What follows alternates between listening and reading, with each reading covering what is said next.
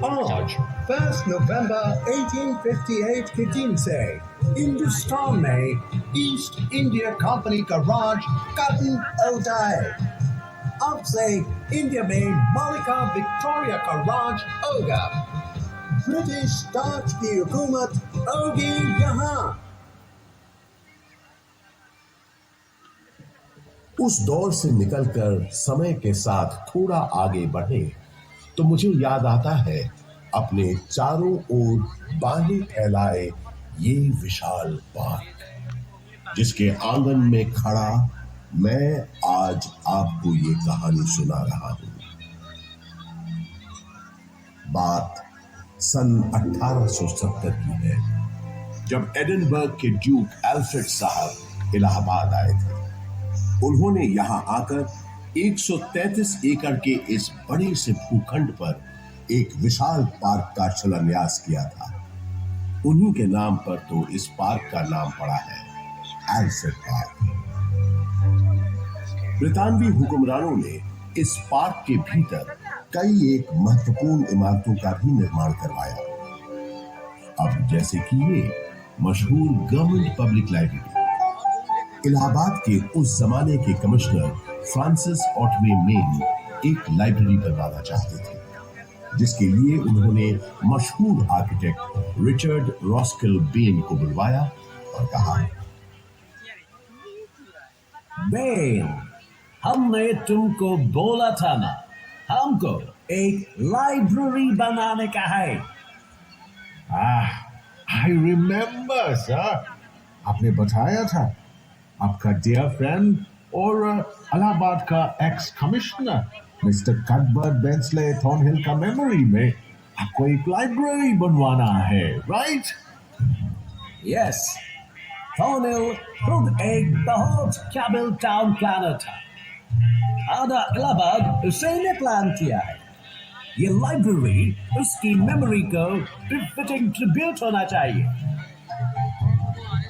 ओह, आप बिल्कुल बेफिक्र रहें सर।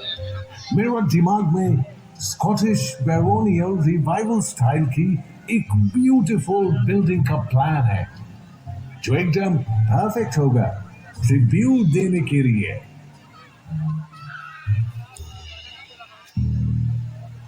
वादे के मुताबिक श्रीमान बेन ने एक बहुत ही खूबसूरत इमारत बनाई, जिसे उस जमाने में थॉर्नहिल मेन मेमोरियल के नाम से जाना जाता था।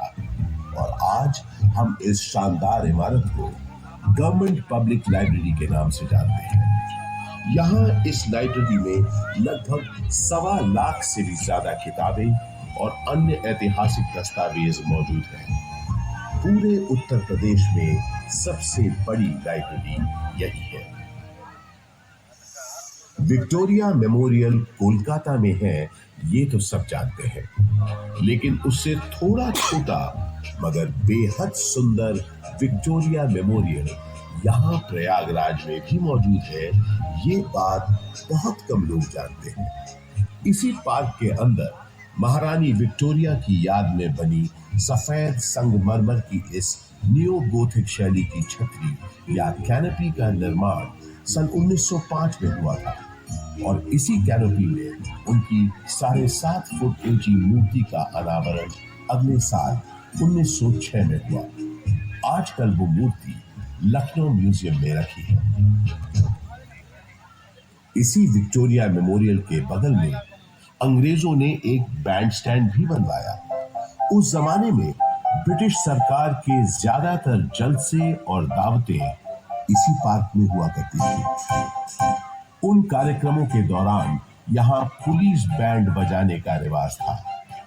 इस संगीत का आनंद अंग्रेजों के साथ साथ कुछ रईस और रसूखदार इलाहाबादी भी लेते थे। ऐसा माना जाता है कि ये बैंड स्टैंड अंग्रेजों को एक बंगाली सज्जन बाबू नील कमल मित्रा ने भेंट किया था।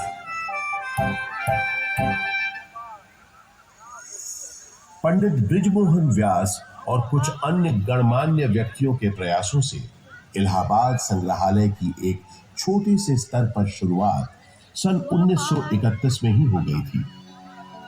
एल्फ्रेड पार्क में म्यूजियम के वर्तमान भवन का शिलान्यास पंडित नेहरू ने 14 दिसंबर 1947 को किया और भारतवर्ष के 4 राष्ट्रीय संग्रहालयों में से एक इलाहाबाद म्यूजियम सन 1954 में आम जनता के लिए खोल दिया गया। यहां पुरातन शिल्पकृतियां, प्राचीन पाषाण प्रतिमाएं, कांसे की दुर्लभ वस्तुओं और पांडुलिपियों के अलावा 75,000 से अधिक कलाकृतियों का एक विशिष्ट संग्रह है। वास्तुकला के इन धरोहरों और अद्वितीय संग्रहालय के अलावा ये पार्क एक ऐसे स्वतंत्रता सेनानी के नाम के साथ भी जुड़ा है जो कभी फिरंगियों के हाथ न आया और हमेशा आजाद ही रहा। वो महान स्वतंत्रता सेनानी थे चंद्रशेखर आजाद। भारत के स्वतंत्रता संग्राम में इनका अभूतपूर्व योगदान रहा है। इस गद्दारी से बेखबर आजाद कंपनी बाग पहुंच चुके थे और पार्क में छुपे हुए थे। सुखदेव राज भी इलाहाबाद में अपने छुपने के ठिकाने से निकलकर उनसे मिलने तयशुदा जगह पर पहुंच गए। आजाद कहीं दिख नहीं रहे थे। सुखदेव ने उन्हें ढूंढना शुरू किया और आखिर वो दोनों मिल गए। गुरुजी, गुरुजी, गुरुजी। सुखदेव, किसी ने तुम्हारा पीछा तो नहीं किया? आप निश्चिंत रहें गुरुजी, मैंने यहाँ आते वक्त पूरी सावधानी बरती है। शाबाश सुखदेव, शाबाश। मैंने तुम्हें यहाँ बहुत जरूरी मंत्रणा के लिए बुलाया है। जी बताइए। मैं चाहता हूँ कि तुम और तुम्हारे 4-5 विश्वास पात्र साथी। आजाद और सुखदेव की बातचीत शुरू हुए ज्यादा देर नहीं हुई थी कि नॉर्थ पावर 30 राइफलधारी सिपाहियों के साथ यहाँ पहुंच गया। Mr. Chandrasekhar Tiwari, you have been surrounded by police. तुम्हें पुलिस ने घेर लिया है। तुम आज यहाँ से बचकर नहीं जा पाओगे। Surrender yourself. सुखदेव, तुम निकलो और रहने गुरुजी, मैं आपको अकेला छोड़कर नहीं जाऊंगा। बहस मत करो, जाओ, ये मेरा आदेश है, जाओ। पर आप, जब तक मेरे पास ये मेरी बमतुल बुखारा है, मेरा कोई बाल भी बाका नहीं कर सकता। अब जल्दी जाओ यहाँ से, और जब तक मेरा अगला संदेश न मिले तब तक चौकन्ने रहना, संभल कर रहना सुखदेव। अब जाओ यहाँ से, तब तक मैं इनको रोकता हूँ। पल भर में नॉर्थ पावर ने आजाद पर गोलियां बरसानी शुरू कर दी। आजाद यहीं बगल में जामुन के पेड़ के पीछे छुपे पुलिस का मुकाबला कर रहे थे। जख्मी होने के बावजूद उस दिन उनकी गोलियों से नॉर्थ पावर और डीएसपी सिंह दोनों घायल हुए। आजाद के पास गिनती की गोलियां थी, जबकि पुलिस के पास न गोलियों की कमी थी न बंदूकों की।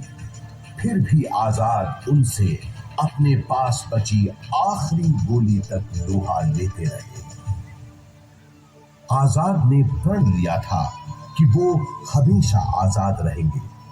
उन्होंने अपना प्रण निभाया और वो हमेशा आजाद ही रहे। उन्होंने अपने पास बची आखिरी गोली से अपने प्राण न्योछावर कर अपनी प्यारी मातृभूमि के लिए आत्म बलिदान दे दिया। स्वतंत्र भारत का सपना अपने दिल में लिए वो शहीद तो हो गए, लेकिन हिम्मत और बहादुरी की मिसाल चंद्रशेखर आजाद हमारे दिलों में हमेशा के लिए अमर हो गए। आज हमारा भारत देश एक स्वतंत्र देश है, तो उसका श्रेय शहीद आजम चंद्रशेखर आजाद जैसे लोगों के उत्सर्ग को, उनकी शहादत को जाता है, जिन्होंने अपनी जान से भी ज्यादा प्यारी मातृभूमि के लिए हंसते हंसते अपने प्राणों की आहुति दी। आजाद अक्सर कहा करते थे, अंग्रेजों की गोलियों का हम सामना करेंगे। हम आजाद थे, आजाद हैं, आजाद ही रहेंगे।